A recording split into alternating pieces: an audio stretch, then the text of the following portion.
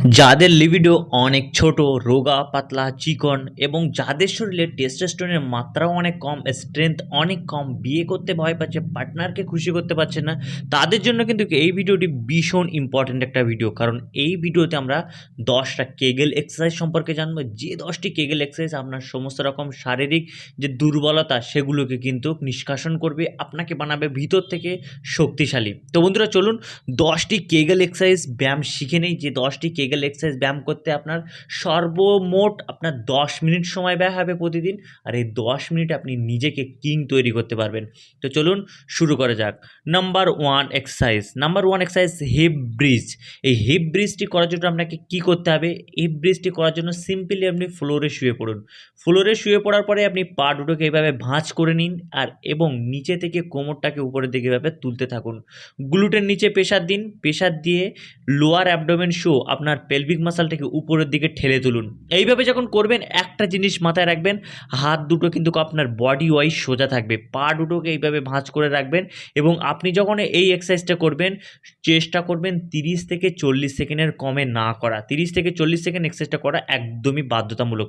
Exercise শেষ, আমরা এবারে 5 সেকেন্ড রেস্ট নিয়ে নেব এবং 5 সেকেন্ড রেস্ট নেবার পরে শুরু করব আমাদের পরবর্তী exercise squat pose. Squat pose কীভাবে করতে হবে আপনার? সিম্পলি আমরা যেভাবে স্কোয়াট মারি, যেভাবে আমরা লেগ এক্সারসাইজ করি, সিম্পলি আপনি সেইভাবেই করতে পারবেন, সেই সিম্পল স্কোয়াট। এইভাবের জন্য আপনাকে স্কোয়াট পজিশনে বসতে হবে।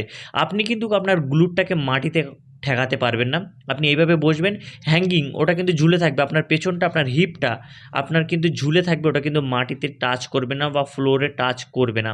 তারপরে এই হাত দুটোকে এইভাবে জোড় করে নিন নমস্কারের মতন করে ভঙ্গিতে, এবং পায়ের ফাঁকা এইভাবে হাত দুটোকে রেখে নমস্কারের মতো ভঙ্গিতে মাথাটাকে হ্যাট করে হাত দুটোকে খেলিয়ে দিন। এই এক্সারসাইজটা আপনাকে 30 থেকে 40 সেকেন্ড করতে হবে, চেষ্টা করবেন 40 সেকেন্ড। তারপরে আবারও আমরা 5 সেকেন্ড রেস্ট নিয়ে নেব। প্রতি এক্সারসাইজের মাঝখানে বেশি নয়, 5 সেকেন্ড রেস্টই যথেষ্ট। তারপরে আমাদের 3 নম্বর exercise straight arm glute bridge. এই এক্সারসাইজটি করাটা একটু টাফ হলেও এইটি কিন্তু খুবই একটি গুরুত্বপূর্ণ এক্সারসাইজ। এই এক্সারসাইজটি করার জন্য আপনার কোনো রকম ফ্লোরে টাচ বডি করলে হবে না, আপনার হাত এবং পায়ের ওপরে ভর দিয়ে আপনার সমস্ত শরীরকে নিচে থেকে উপরের দিকে পুশ করতে হবে।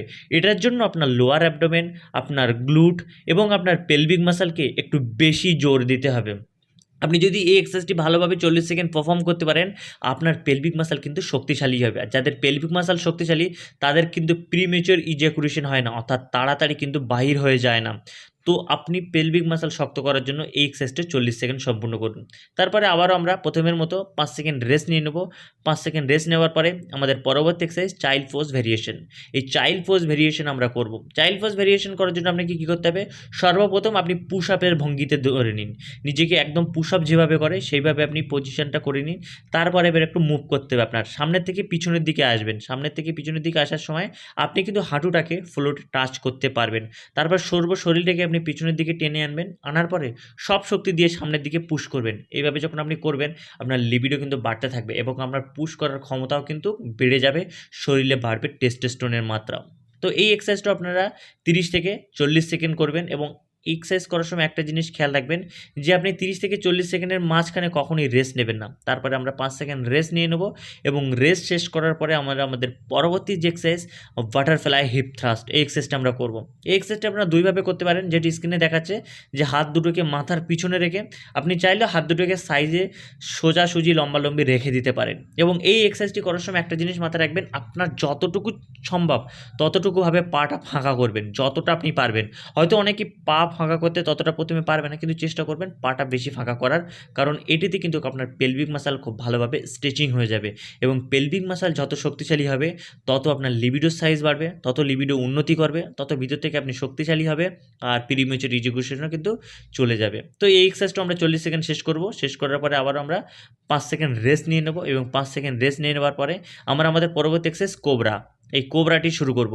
কোবরা এক্সারসাইজ শুধুমাত্র কিন্তু টেস্টোস্টেরন বুস্ট করতে নয় বা লিবিডো সাইজ বাড়াতে নয়, টেস্টোস্টেরন বুস্ট করা ছাড়াও এর অনেক কাজ আছে।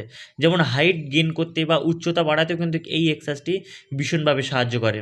এই এক্সারসাইজটি আপনি পারফর্ম কীভাবে করবেন? পুশ আপসের ভঙ্গিমায় চলে যাবেন এবং পুরো শরীরটাকে মাটিতে বা ফ্লোরে আপনি কিন্তু এভাবে টাচ করবেন এবং পুশ আপসের ভঙ্গিমায় আপনি কী করবেন? নিচে থেকে উপরের দিকে যতটা পারেন নিজেকে স্ট্রেচিং করবেন। স্ট্রেচিং করলে কী হবে? আপনার lower abdomen, upper abdomen, hip, glute, আপনার থাইস, আপনার এছাড়াও আপনার কিন্তু বুকের পেশিও কিন্তু ভালোভাবে স্ট্রেচিং হয়ে যাবে। এছাড়া আপনি কিন্তু টেস্টোস্টেরন বুস্ট করার জন্য এক্সারসাইজটি মিস করবেন না। তো এক্সারসাইজটি আমরা সম্পূর্ণ করলাম। এক্সারসাইজটি সম্পূর্ণ করার পরে আবারও আমরা 5 সেকেন্ড রেস্ট নিয়ে নেব এবং 5 সেকেন্ড রেস্ট নিয়ে নেওয়ার পরে আমাদের পরবর্তী এক্সারসাইজ স্ট্রেস লেগ কিকব্যাক।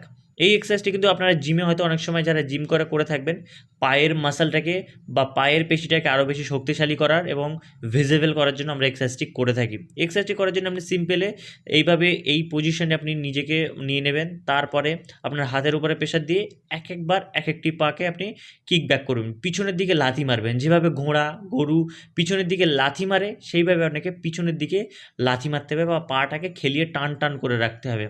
তো প্রথমে ডান পা করলে পরবর্তীতে বাঁ পা, তারপরে ডান পা, বাঁ পা, এইভাবে আপনি করতে পারবেন। একসাথে দুটো পা করা সম্ভব না বা করার চেষ্টাও করবেন না, একটা পা একবার। তো এটা আমরা সম্পূর্ণ করলাম এবং আমরা আবারও 5 সেকেন্ড রেস্ট নিয়ে নেব। 5 সেকেন্ড রেস্ট নিয়ে নেওয়ার পরে আমাদের পরবর্তী এক্সারসাইজ হিপ রোটেশন এক্সারসাইজটি শুরু করব। এই এক্সারসাইজটি মানে হচ্ছে আপনাকে চারিদিকে কিন্তু ঘুরতে হবে। চারিদিকে আপনার যে হিপ আছে সেটাকে চারিদিকে ঘোরাতে হবে।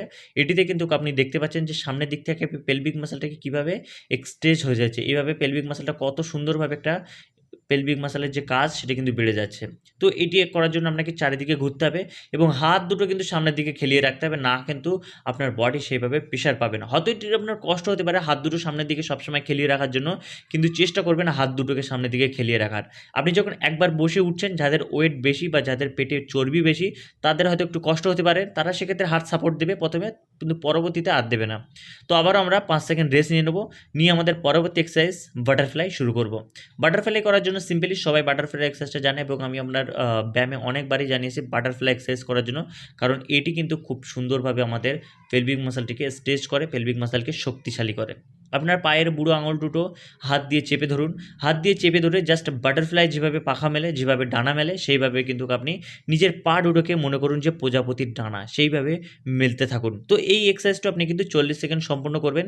যে কোনো এক্সারসাইজ আপনি যদি সঠিক সময় পর্যন্ত না করেন, সঠিক সময় পর্যন্ত না করলে বডিটা হিট করবে না আর আপনার এক্সারসাইজে কাজ হবে না। তো এই এক্সারসাইজটা আমরা 40 সেকেন্ড শেষ করে নেব। শেষ করার পরে আমরা আবারও 5 সেকেন্ড রেস্টে চলে যাব এবং 5 সেকেন্ড রেস্ট সম্পূর্ণ করার পরে আজকের ভিডিওর একদম অন্তিম যে এক্সারসাইজ এবং শেষ পেলভিক টিলস, সেই এক্সারসাইজটি শুরু করব। এক্সারসাইজটি করাটা আপনার সিম্পল। এক্সারসাইজটি আপনারা করবেন কীভাবে? আপনারা এইভাবে মাটিতে শুয়ে পড়বেন বা ফ্লোরে শুয়ে পড়বেন, পা দুটোকে ভাঁজ করে নেবেন, হাত দুটোকে খেলিয়ে এইভাবে আপনার বডি সোজাসুজি করে নেবেন। সোজাসুজি করে আপনার কী করতে হবে? হিপটাকে জাস্ট সামান্য তুলতে হবে এবং লোয়ার অ্যাবডোমেন, আপার অ্যাবডোমেন এই জায়গাটা যে মাঝখানের পজিশন সেটিকে কিন্তু সংকুচন করে আনতে হবে। এটি কিন্তু আপনার কোরকে স্ট্রং বানাতে বা পেটে যে ঝুলন্ত চর্বি সেইটাকে কিন্তু কমাতে অনেক বেশি সাহায্য করবে। অর্থাৎ আপনি করছেন লিবিডোর জন্য, আপনি করছেন টেস্টোস্টেরনের জন্য, আপনি করছেন পেলভিক মাসল স্টোরের জন্য, কিন্তু আপনার বাড়বে সাথে শরীরের অন্যান্য কাজও এবং ফ্যাটও লস হবে। তো 10টি এক্সারসাইজ সম্পূর্ণ করলাম। এই 10টি এক্সারসাইজ আপনি যদি রোজ করতে পারেন তাহলে কিন্তু আপনার লিবিডোর সাইজ বাড়বে, টেস্টোস্টেরন বাড়বে। তো বন্ধুরা আজকের এই ভিডিও এখানে শেষ করছি। যদি ভিডিওটি ভালো লেগে থাকে লাইক শেয়ার করতে ভুলবেন না, আর এমন ধরনের ভিডিও দেখার জন্য অবশ্যই বং হেলথ জোনকে সাবস্ক্রাইব করে পাশে থাকা বেল আইকনটি ক্লিক করে দিন।